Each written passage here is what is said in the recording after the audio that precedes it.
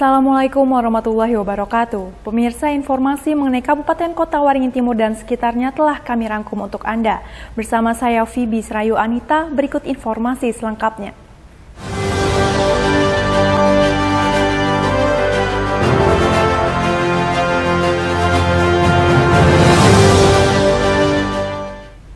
Komisi Pemilihan Umum Kota Waringin Timur lakukan sosialisasi pendaftaran calon PPK dan PPS. Pada pemilihan umum kali ini, pendaftaran Badan ADHOC tersebut dilakukan dengan sistem informasi anggota KPU dan Badan ADHOC atau Siakba. Sosialisasi pendaftaran Panitia Pemilihan Kecamatan atau PPK dan Panitia Pemungutan Suara atau PPS dilakukan di seluruh kecamatan di Kota Waringin Timur, salah satunya di Kecamatan Baamang pada Jumat 11 November siang.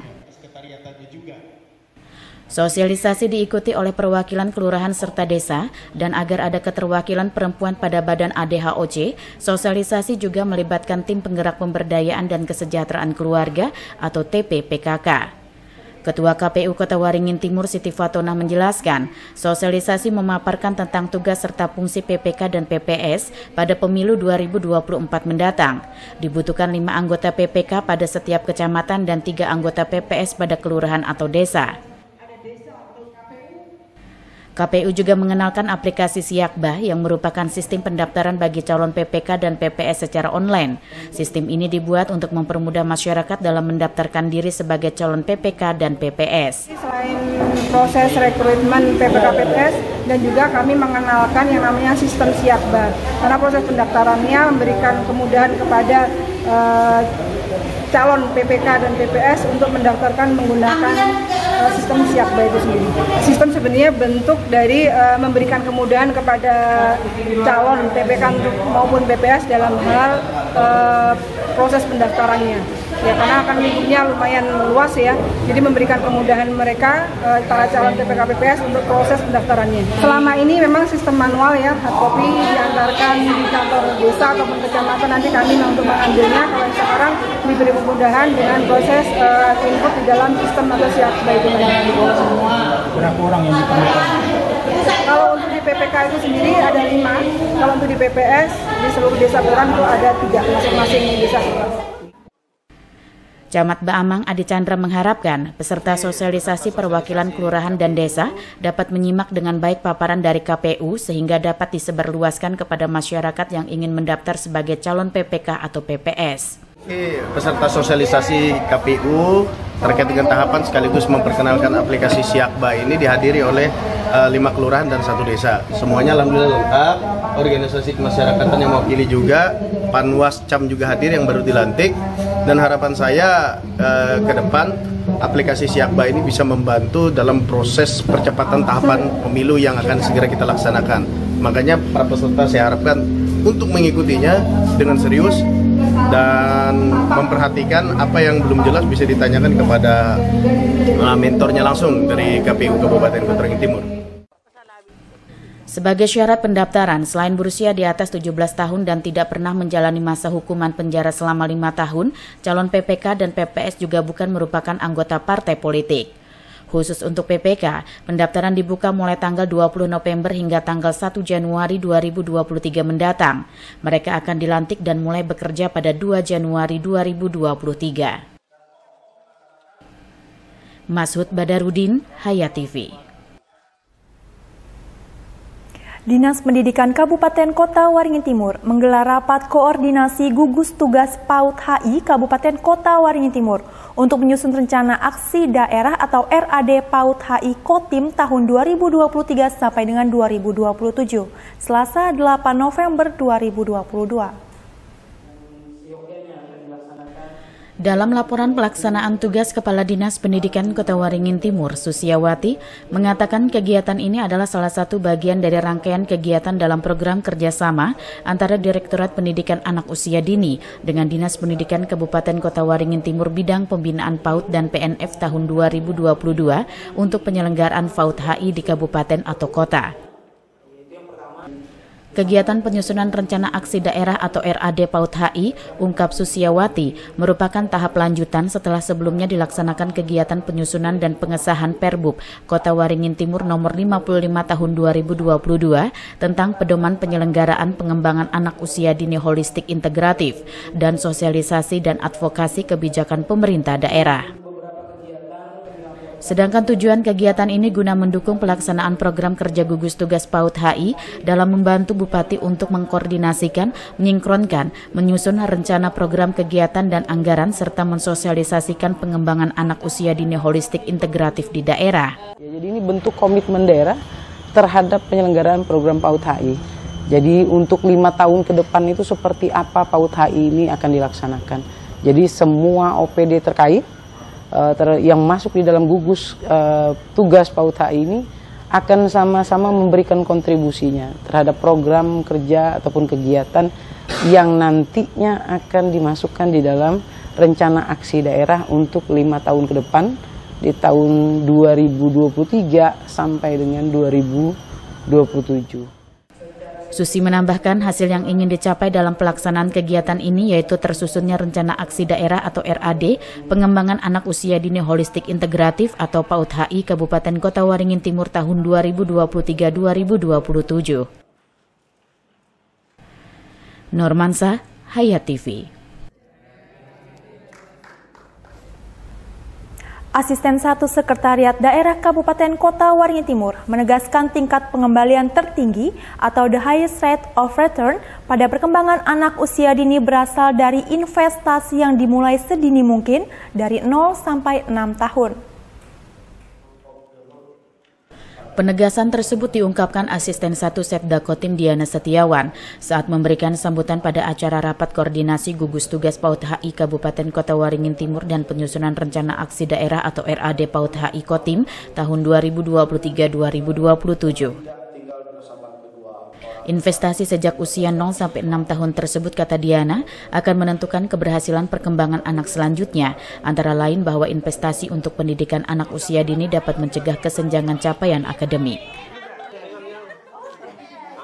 Untuk itu, kata Diana, pemerintah daerah sangat mendukung kegiatan ini, seraya berharap semua organisasi perangkat daerah agar menyiapkan semua program, sehingga penyusunan rencana aksi daerah atau RAD PAUD HI Kotim tahun 2023-2027 dapat terwujud. Pemerintah daerah sangat mendukung kegiatan ini, agar kegiatan ini bisa dilaksanakan dengan baik dan benar sesuai dengan program-program, dan hari ini juga semua peserta akan menyusun program kegiatan untuk kedepannya mulai dari tahun 2023 sampai di tahun 2027. Dan di dalam kegiatan ini semua OPD diperintahkan oleh Bapak Bupati agar menyiapkan semua kegiatan-kegiatannya menyesuaikan dengan program dan kegiatan di tiap-tiap OPD-nya. Investasi terhadap anak usia dini khususnya di Kabupaten Kotim harus diwujudkan mengingat masih banyak anak usia dini yang belum terpenuhi kebutuhan tumbuh kembangnya. Bahkan 1 dari 3 anak Indonesia usia di bawah 5 tahun mengalami stunting dan dapat berdampak pada perkembangan kognitif dan capaian akademik mereka. Pungkas Diana Setiawan. Normansa, Hayat TV. Hairiyah Halikinor, selaku Bunda Pendidikan Anak Usia Dini atau PAUD, berharap semua satuan PAUD di Kabupaten Kota Waringin Timur menjadi PAUD Holistik Integratif atau PAUD HI, Selasa 8 November 2022. Menurut Hairiyah Halikinur, melalui kegiatan penyusunan rencana aksi daerah atau RAD gugus tugas, PAUD HI Kotim menjadi sebuah roadmap mewujudkan komitmen pemerintah kabupaten menghadirkan layanan pengembangan PAUD HI. Untuk itu, Bunda PAUD Kotim ini berharap semua satuan PAUD yang ada di wilayah Kabupaten Kotim menjadi PAUD HI. Menurut Hairiyah, dengan pemenuhan kebutuhan perkembangan dan pertumbuhan anak secara holistik integratif, sangat menentukan kualitas kesehatan, kecerdasan, dan kematangan sosial anak di tahap selanjutnya. Permasalahan nutrisi yang dialami anak, ungkap Hairiyah, bisa menimbulkan dampak sangat besar terhadap tumbuh kembang mereka.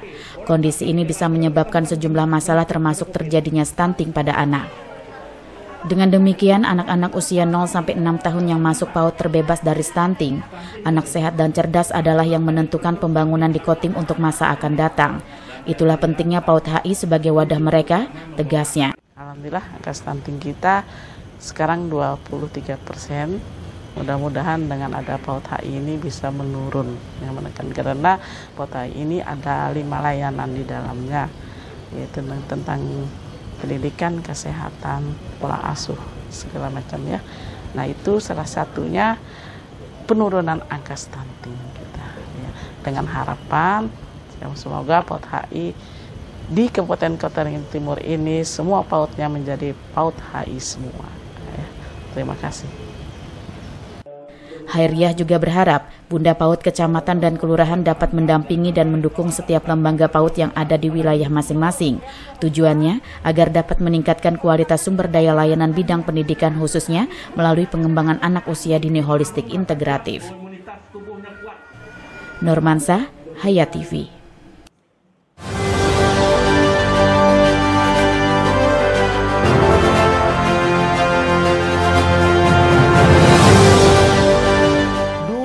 TV di rumah Inyong cuma jadi pajangan. Lah kepriben punya TV gambar nggak bisa ditonton. Beruat sampai ganti TV, ganti kabel, ganti antena, pindah tempat. Tetap baik, beruat. Maring sekarang sejak Inyong pakai TV digital, di rumah Inyong jadi rame terus. Gambar TV nggak semutan, suara jernih, celing. Pasangnya gampang, nggak pakai ribet. Ayo pakai TV digital aja, kelalen pasti celing.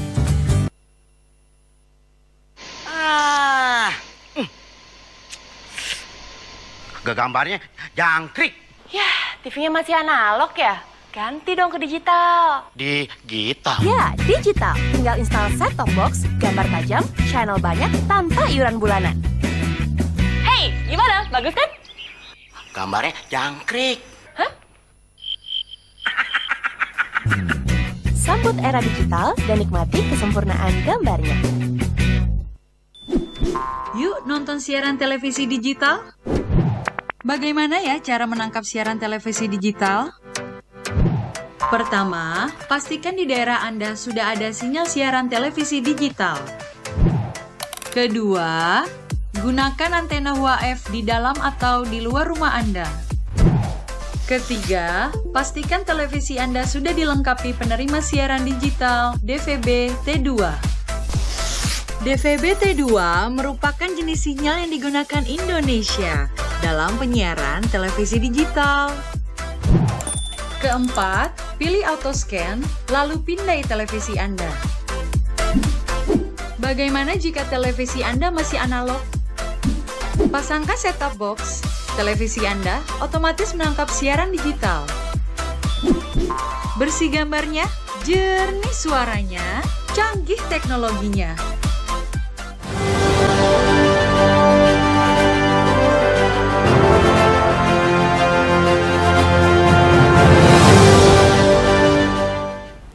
Pekerja PT 3G Diving yang dipercaya PT Dharma Lautan Utama atau DLU masih terus berupaya melakukan proses evakuasi dan pengapungan kapal KM Satya Kencana 3 di dermaga Pelabuhan Panglima Utar Kumai, Kabupaten Kota Waringin Barat, Kalimantan Tengah. Hingga saat ini, pada Jumat tanggal 11 November 2022, posisi KM Satya Kencana 3 belum ada perubahan, masih tidur kuda, belum terapung. Pekerja PT 3G Diving yang dipercaya PT Dharma Lautan Utama masih terus berupaya melakukan proses evakuasi serta pengapungan kapal KM Satya Kencana 3 di dermaga Pelabuhan Panglima Utar Kumai, Kabupaten Kota Waringin Barat, Provinsi Kalimantan Tengah. Hingga saat ini, Jumat tanggal 11 November 2022, posisi KM Satya Kencana 3 belum ada perubahan, masih tidur kuda, belum terapung. Sementara telah mendekati waktu 30 hari yang ditargetkan PT 3G Diving yang dipercaya PT Dharma Lautan Utama dalam proses evakuasi atau pengapungan.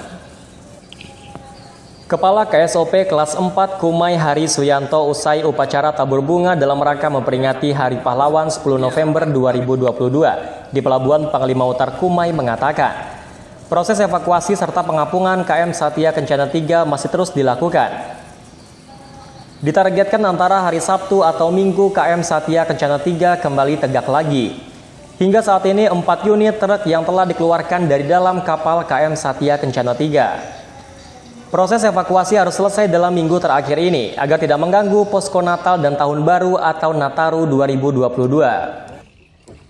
Sementara terkait hasil investigasi Komite Nasional Keselamatan Transportasi atau KNKT, paling cepat 3 bulan ke depan baru keluar hasilnya apa yang menjadi penyebab tenggelamnya KM Satya Kencana 3. Saat ini pekerja PT 3G Diving masih berupaya mengeluarkan truk dari dalam kapal, serta memasang alat-alat untuk pengapungan kapal untuk hari Sabtu dan Minggu. Memang kalau secara schedule dari PT 3G itu 1 bulan. Tapi saya harapkan, tapi insya Allah kalau nggak Sabtu Minggu ini akan tegak lagi. Itu informasi terakhir. Ini dalam minggu ini, Pak? Kalau nggak Sabtu Minggu. Oke.